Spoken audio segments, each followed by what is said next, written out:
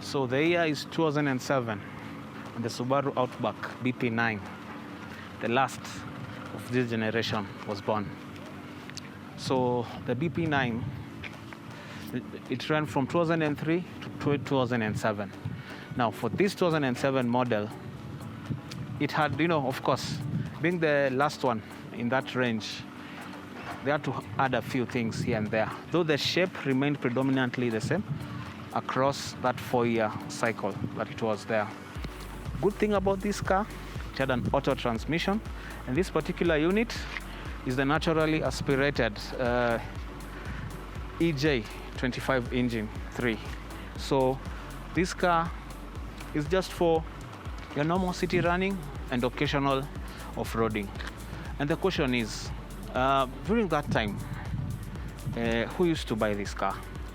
You saw from the clergy used to buy this car. Your middle-level manager used to buy this car. And at this state now, many years later, almost 16, 17, I would say probably that Subaru enthusiast who misses the automatic transmission, since right now we're in the CVT generation, where almost all cars, apart from, of course, Mazda, from the ones we're getting in the Kenyan market, that have CVT. So I guess I'm going to just take a quick look of the car, see from inside, outside, but if I can start maybe from what we can see. This one runs on size 17-inch rims. These are size 17 wheels, which gives you very good ground clearance. And also remember, the Outback sits quite high. So it's a very long vehicle. It's quite long. Even the hood itself, you feel there's a lot of car in front of you. And I think it's, for me, is the best shaped one. And as you can see, it came with of course, everyone mentions this, the frameless doors. Is being a slightly raised vehicle for just light off-roading. Of course, it has to have these plastic fenders, which run all the way to the front. Now, this is necessary just for the dirt and debris just to hit these fenders and not to damage the paint of the car. So that was well thought out at that time. And maybe for context, the size 17 is what you find on some of your RAV4s and some CX5s. So yeah, that's a huge wheel there. So yeah, apart from that, the car just, of course, the sleek line, the design is quite a looker. Now I want us to check the engine. This is the EJ25 engine. This being the naturally aspirated engine. This is the EJ25-3. And it's, of course, being a Subaru, it's a boxer engine. It's a 4-cylinder. And it churns about 165 horsepower. Of course, driven by an automatic transmission. And of course, Subaru lovers know that this already are familiar with how this engine looks like. All Subarus, they come like this. For your normal car, of course, the alternator is on this side. But for Subaru, the orientation is different, being a boxer engine. So basically, that's it for this engine. And of course, things to watch out about this engine, of course, the timing belts. You have to do it right on time. Remember, these cars already came when they're 8 years old. So you have to ensure that it's timely maintenance of this car is something I cannot miss to overstate. And that's one thing you should watch out for. Yeah, so routine maintenance, do not skip any of that. And this car will serve you for years. Remember, being a 2007 car, that means this car was coming into Kenya around 2015. Yeah, 2015, it's when these ones were coming into the country, and probably late 2014, mid 2015. So and it has withstood the test of time. So what you need to do, just routine maintenance. I've had some people give opinions that the suspension also, you need to, being a slightly, a car you can use for slight off-roading does not mean you abuse it. So you have to take good care of it. This one is well taken care of. And I can say, yeah, just like any other car, just take care of it and it will serve you. Yeah, so I want us to take a look inside. And I think one thing about the Outback, even they have maintained it even currently with the current models, is that it's very roomy inside. Let's take a look. So what do we have in the interior? We have, of course, your steering wheel controls, paddle shifters. Remember, this is 2007. This final model came with paddle shifters. There's the automatic transmission over here. This one, the owner has placed an aftermarket infotainment system. Of course, during those days, there was a 6 CD changer and tape. Nowadays, you won't use that. But the AC, the fan, it's very easy to use, extremely easy to use. This particular one has some leather stitching on the dash and on the steering wheel. And the seats, I must say the seats being cloth, they have really, they're not showing their age. They are really kept their, you cannot tell it's a very old car. The seats alone are really in very good condition. I can say about 80% or 90%. Yeah, so remember, I'm obsessed with the space between the driver and the windscreen. This is also very good space. So it's comfortable. My knees are not touching this place, and the side knee is not touching the gear lever. And of course, you have these huge cup holders over here. So even for a tall guy, this car is comfortable. It's very comfortable. So I think also there for your glasses, you have provision there, and of course some reading lighting here, which comes in handy when you are, doing those last minute payments in the car in the evening and such things. So I think from the front side, that's what we have. Yeah, we have established the front. There's tons of space, knee room and everything. What about the back? There's only one way to find out. Let's take a look.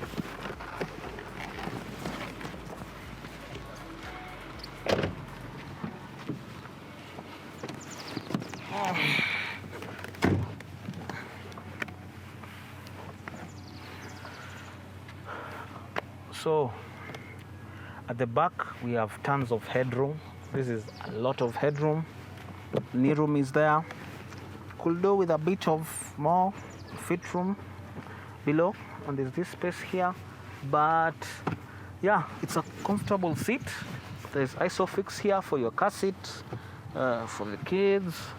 There is, of course, armrest over here. Storage space here. Cup holders too here. Yeah, and of course there is this space over here with the charging ports and storage space here. So yeah, it's okay. It's comfortable. It's comfortable. Yeah, and as I said, the seats have aged pretty well for a car this age. So with that, let's check the back.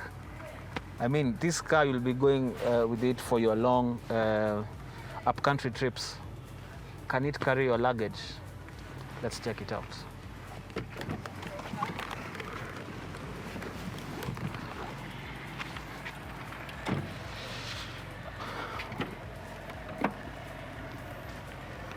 So here, of course, some of our recording gear is here. And of course, there's this huge and 70 battery over here, and still we have a lot of space left. So of course, for your spare repair kit, you can place it over there. Let's see. And of course, there's a spare wheel here. I've just seen it.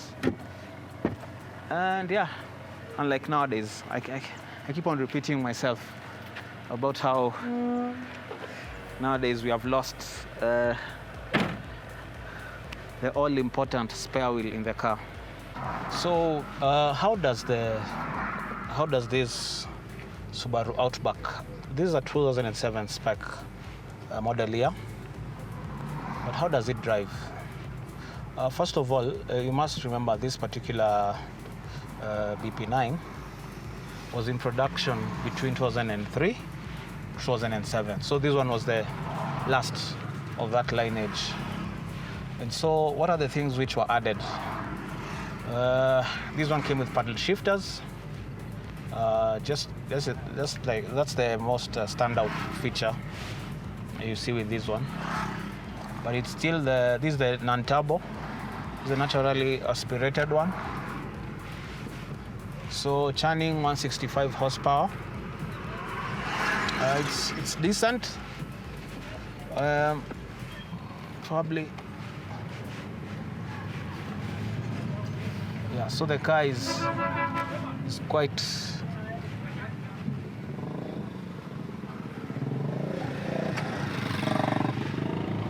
Yeah, you can feel the car is quite weighty. You have that feeling of unaendesha gari kubwa kidogo. So it picks really good. Oh, yeah. So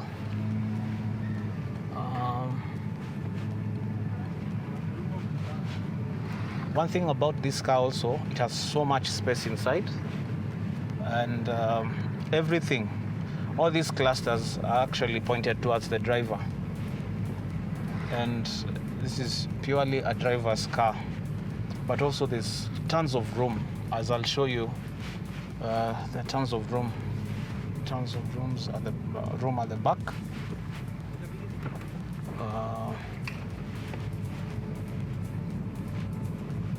So back in those days, these cars, who used to drive these cars? Some churches actually used to contribute money to buy their bishops this particular car. Being an all-wheel drive, it came in handy for those places where probably you needed some light off-roading. Remember, just light, not heavy. So during that time, actually, since 2004, I am aware there are quite a number of institutions which used to buy these particular cars from Subaru Kenya.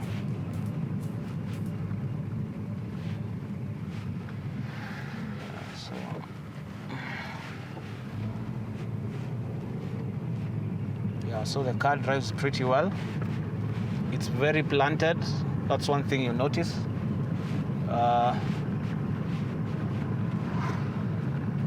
And surprisingly, you feel like the ride height, you just feel like you're in an Impreza of that time. But then when it comes to the bumps, it's when you're reminded you have some massive clearance. That's when you're reminded actually this car sits high. Yeah, but the presence, it's there. And of course, the good clearance is also boosted by the 17-inch rims, the wheels. So, feel how it drives. So these are very huge bumps, and clearly you can feel there is no contact at all between the bump and the car. So right now I want to take it through some slight off-roading just to feel the right quality when you're on a rough road. Yeah, no? Okay. So, oh, there we go.